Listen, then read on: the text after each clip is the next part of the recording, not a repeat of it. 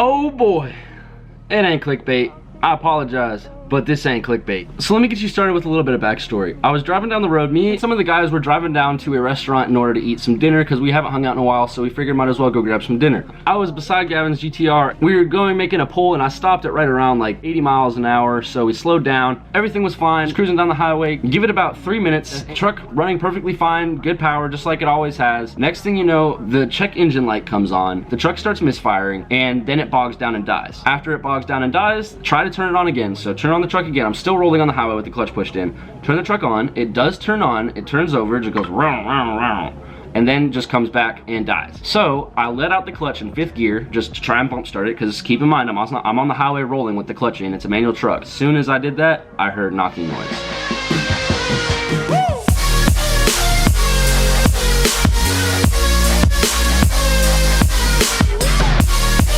All right.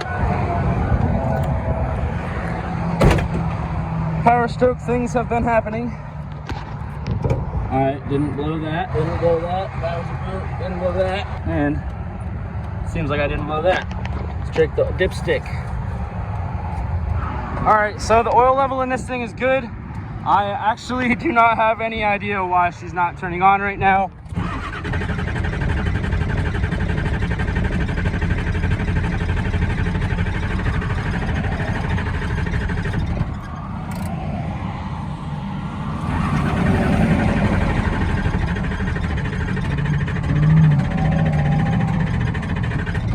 She should have started by then. I guess the move is gonna be to give her a squirt.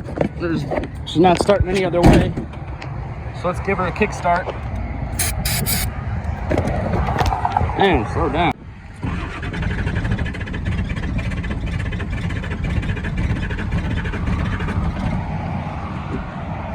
Man, as soon as I have something good to say about a daggum truck, next thing you know, YouTube's playing. I like how YouTube's just installed on everything. But as soon as I say something good about my daggum Ford truck, my Ford truck lets me down. I need a Toyota in my life. Or just a truck that runs. All I wanted was this thing to run, man, and it just has let me down every step of the way. So we got roadside assistance coming up. That'll be pretty cool. Got a Cracker Barrel right there. So maybe I might get something to eat. I don't know. I just want to go home. So I ended up calling the insurance company, and I paid for roadside assistance because I own a Ford. I know I'm gonna need roadside assistance. So after about 2 or 3 hours of sitting there on the side of the highway, the insurance company calls me and they say that they don't have a tow truck that's big enough to pick up my daggone truck. I told them that it was an F350 single wheel and they thought it was a dually, and I couldn't explain to the people that there was 4 tires on the truck instead of 6. They said that the dually wouldn't fit on there, and they said because my truck's an F350, that means it's a dually. I hate people telling me how things are when they don't know how things are. Needless to say, I wasn't able to get my truck towed. Got Tanner over. He had to drive 40 minutes out of his way. He had a Jeep with a winch because everyone else had cars, so I mean, I'm not gonna ask someone with a car to tow me. I shot him some gas money and he was able to tow me, and the Jeep was able to actually move the F350, unlike any of the tow trucks in the area. All right, well, we're strapped now. We're good to go. Man, I wish this wasn't a thing right now, I'll tell you that. When you tow, you wanna make sure, I told him that I am his brakes. I will be providing all of the brake pressures, so that way he won't have to worry. I'm gonna stop his Jeep for him. And we're just kind of cruising right now. All right, he's going. All right, now we're tight again. Swing wide!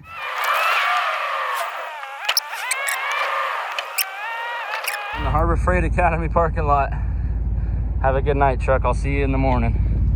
Thank you for the tow, senor. Anytime, big dog. So my truck ended up being stuck in the Academy parking lot for 2 more days than expected because I ended up being out on a weekend, and I broke down a Friday night, and Saturday and Sunday, they couldn't get a tow truck that fit my truck to come over through the insurance company. And I'm not gonna pay $300 out of pocket when I pay monthly for something that I should be getting. So I had to wait until Monday, and I ended up paying $40 out of pocket instead of $300 out of pocket, which is why towing and roadside assistance is good. I own all Fords, so I definitely need to have roadside assistance because I own all Fords. Alright? Yeah. Get in. I got candy and Hey. Wi-Fi. So when people say they have candy and Wi-Fi, that means that they got some free rides. All right, so this is where we broke down. Me and Tanner are back. We took his Jeep back to the place where we broke down.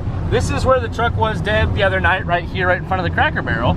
and we're on our way to the Academy parking lot where the truck's been staying for the past 2 days. We're gonna go put the keys in a hiding spot for the tow truck driver, but the truck will be gone by the time this video is posted, so I mean, like, it's there! It's there, it's there, it's there, it's there. It's still on the wheels, it's still there. There it is, right there. Let's go. There's my truck. Honestly, I was really sketched about the fact that the truck was going to be either A, still there, or B, still on its wheels. But the truck's still there. We're gonna go ahead and drop the keys, let the tow truck driver get it, and he's going to tow it. Well, we just hid the key in a good spot, and now all we gotta do is wait for the daggone thing to get towed. And yeah, so I guess we roll out. All we gotta do is just let them have the keys.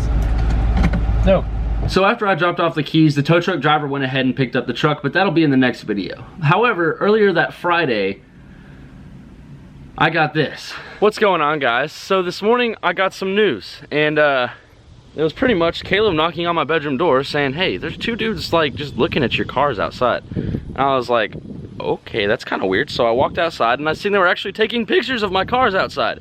Which, like, if you don't realize, this is my house. This is where I stay. I was wondering what the hell was going on, so I grabbed everything I needed to, and I was gonna go have a talk. Then I found out that the person I was having a talk with is the code enforcement officer.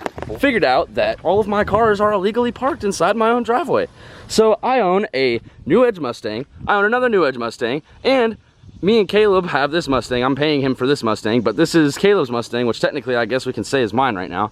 And we also have the Focus. All of these are illegally parked for one reason. They're a nuisance. Like, the highest value vehicle in this whole neighborhood is Caleb's car. Like, seriously, like, come on now.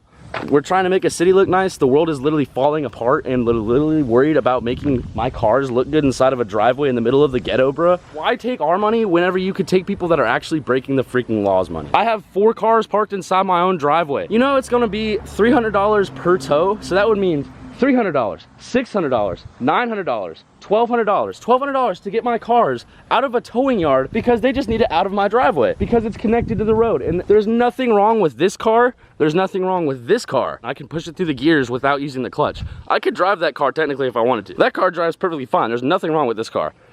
This car obviously is a nuisance. I could definitely understand. There's no engine, there's no anything. It's all messed up. This car, who the hell am I affecting by putting this car right here, man? That's what I've been dealing with the past few days.